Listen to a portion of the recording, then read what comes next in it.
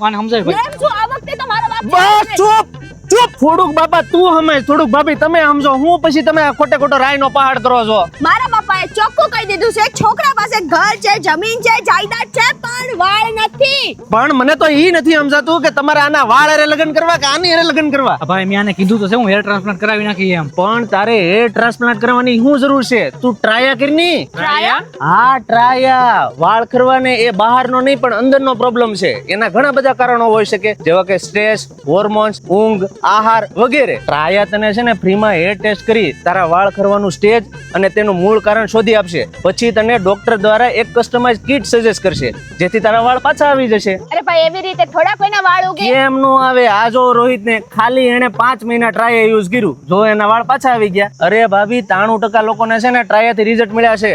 હે હા તો હું અત્યારે જ મારા બાપાને ફોન કરીને કહું છું છોકરા પાસે ઘર છે, જમીન છે, જાયદાદ છે અને ટ્રાયા પણ છે. શું તમારે પણ હેર લોસ નો પ્રોબ્લેમ છે તો કમેન્ટ બોક્સમાં ટ્રાયા લખો. લિંક ઓટોમેટિક તમારા DM માં આવી જશે.